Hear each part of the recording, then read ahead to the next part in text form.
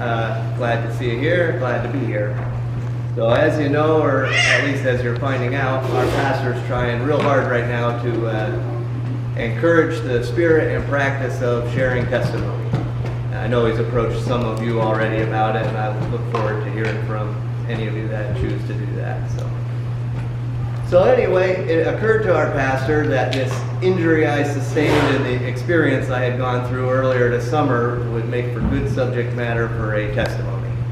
And of course, I love to hear myself talk, so I agree. So I think the most constructive way to do this is to just kind of run you through the chain of events as it happened, and then circle back and highlight a couple of particular moments where I really did feel blessed, even in the middle of what was really a crisis at the time.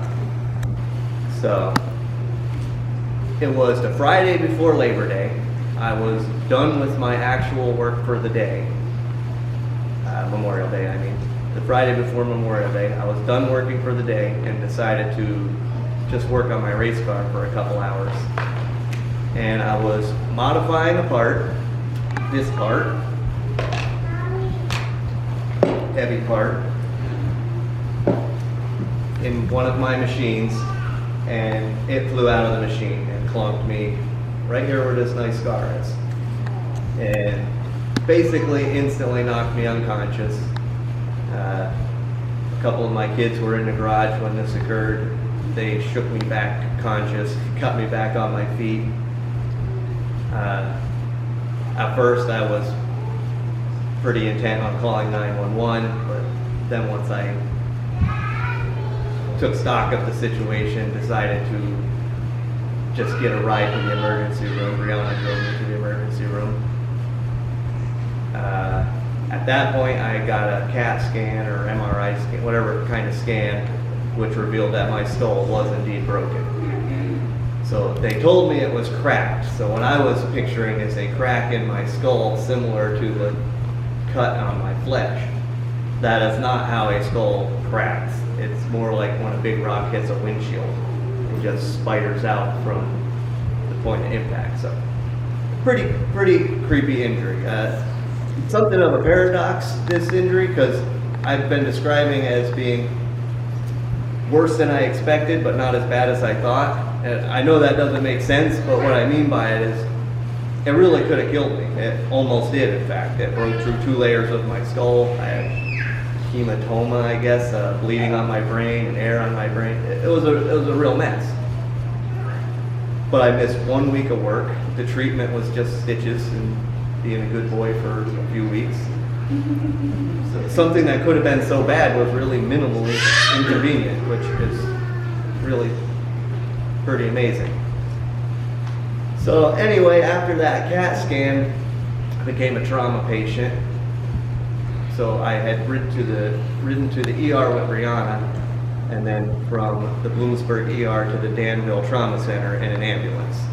And once you become a trauma patient, it's a whole new experience. That's when you're strapped to the table and your neck is in the neck brace, and they wheel you into the trauma bay, and that's an experience. They check everything, from your teeth to your toenails, and I do mean everything. Make sure that there's nothing that was missed, or that's protocol, I guess. But that's a creepy place to be. We're going to talk about the trauma center a little bit more in a minute. And that's where they put the stitches in, and from there I had to sleep 2 nights in their trauma center ICU, and then they sent me home, and I just healed. So, like I said, it was quite an experience, but it really not that inconvenient, all things considered. My brother had cut his hand. You know, I had a brain injury, he had a hand injury. I was out of work for a week, and he was out for months. So it's just amazing how it really does work out. Now that you know what happened, I want to circle back and touch on some things that were a little more personally important, I guess, to me. So I'm pretty fond of saying that most of the work God accomplishes on this earth, He does through the willingness and the hands of faithful servants. And that's not to say that God can't just unilaterally do things on earth. I am aware that he can, but it is my experience that he just usually chooses not to. He likes to accomplish things through people, through his church. That's the point of the church, I believe. So this experience really follows that trend. So first of all, my children. They were the first ones on scene. They were there when it happened. Bryce, in fact, saw it happen. So you could imagine how terrifying this would be. It split me open from my hairline to my eyebrow and all the way in, both layers of the skull and everything. So it was not a pretty wound. And when it first hit me, I don't know if you've ever had that adrenaline rush experience that comes with that type of an injury, but you start to kind of run like a chicken with your head cut off, and I was doing that for a second, maybe for longer than a second, but then I realized how bad I was terrifying my children, and I kind of had to grapple with it. I'm going to have to calm down and help them help me, because I need help, and I'm not going to be able to do all this myself, and they can't do it if I'm freaking them out this badly. So I gathered my feelings and my emotions, started talking to the kids more calmly. They got the phone, they called their mother. They handled it like troops, and I'm super proud of them and super grateful. They may well have saved my life, I don't know. I was knocked unconscious and laying on the ground, and they got me up. If I was all alone, I may have laid there a while. I really don't know, but anyway, I'm grateful to my kids, and I think they were able to handle that as well as they were, because they're being raised well, and and all of you are a part of that. So I'm grateful for that. Then obviously my wife, who stood by my side through the whole thing. I was rarely alone the whole time, which is nice because I really didn't want to be alone in that condition. And she was extremely gracious and kind to me throughout it. One thing that comes with a serious concussion or a brain injury like that, one of the side effects of which I was unaware of until actually living through it, you are on the edge of losing your temper for a few weeks. It does something to your emotional state and knocks you out of balance, and irritability is turned all the way up for a while. So I know I wasn't the most fun to be around, and my wife took phenomenally good care of me, and I'm grateful for that, of course, also. Next, my dad, which you guys know my dad, but he is not just a pretty face and a charming personality. There's more to the man than that. He is rock solid in a crisis, somehow. I did not inherit that trait, but I recognize it in him, and I am super grateful for it.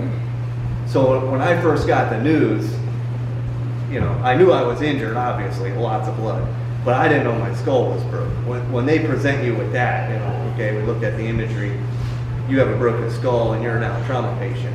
That puts you right back, you're teetering on the edge of panic again. It's like, what does this actually mean? What's going to happen next? What will become of me? So I called my dad, and there's just something about he's able to maintain a calm demeanor and precise control of his emotions and a really objective focus. And it just helps you do along with him. It just helps you, okay, just focus on the next thing, bring down the tension, the hysteria, and his voice speaking into a situation like that, it's remarkably helpful. And I don't know if he always gets the appreciation he deserves for that, but there's a number of people who have benefited from it, at least all of his sons and a bunch of his nephews. So I'm grateful to my dad and the work the Lord did through him for me. Our pastor came. I talked to him throughout this situation, and he came and visited me in the hospital, which really did mean a lot to me. And we're lucky to have a pastor that cares as much as our pastor does, and shows up and tries to take care of people. And I'm extremely grateful for Pastor Shane, not just in this particular situation, but overall. Now, this one I think is really important, and I'm trying to make a point, and I hope I can make it as clear as I want to. But this church family, I didn't see a lot of you throughout this experience, but there was one moment in particular where I really thought about all of you, and it was when I was in the trauma center. That was the only time that I was really all by myself for a little bit, because Brianna wasn't able to travel in the ambulance with me. So I was just me and the doctors, briefly, but still, I didn't like it very much.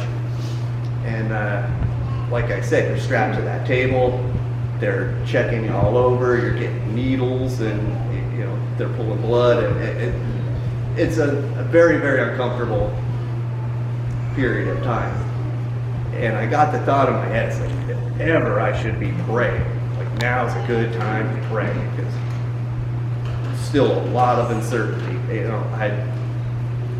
They told me my skull was cracked all the way to my brain. I'm not even sure how to quantify what that even means. And now I'm alone, and I'm in this trauma center.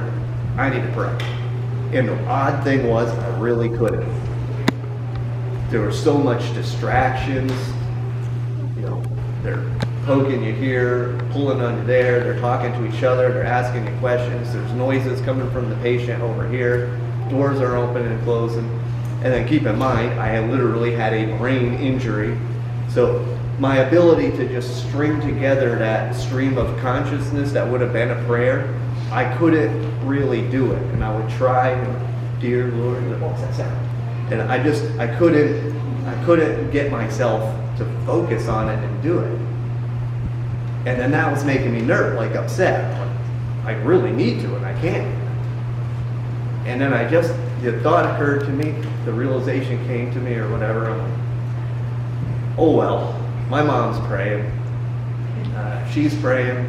She's already called the Conklins, so there's some Conklins that are praying.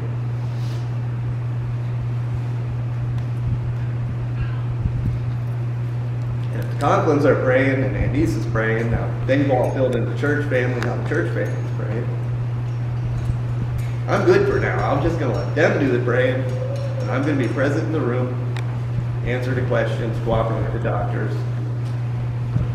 And I don't want to say that praying was a burden, but in that moment, it felt it was burdensome to me that I couldn't really achieve it.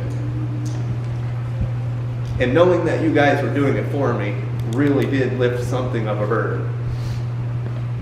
So reflecting on that after the fact, after I had gotten better, what I realized is I've sat in these pews lots of times when somebody came up here and said, I want to thank you for your prayers. Your prayers mean a lot. Prayers really help. And I would always sit there and go, do they? How do you know? Are you sure? I guess.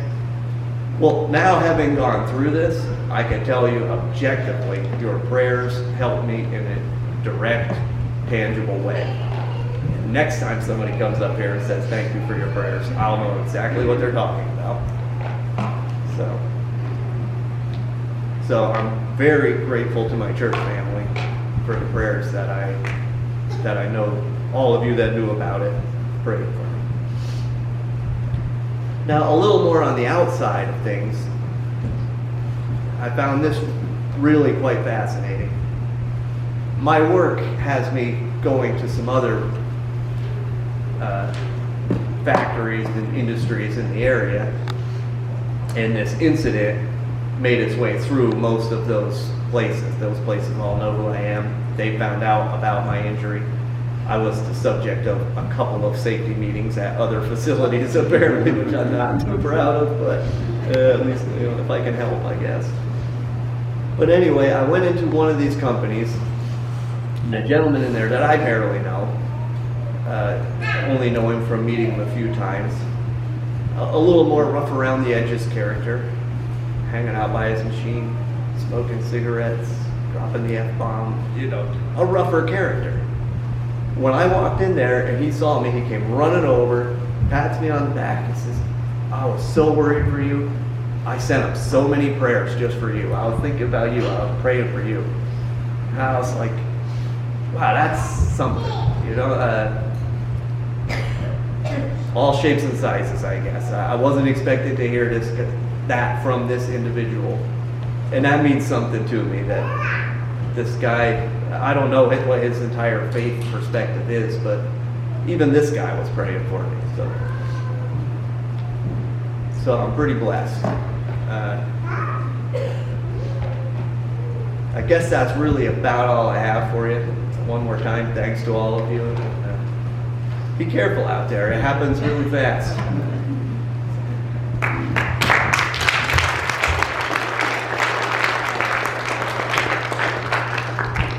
Thank you for sharing.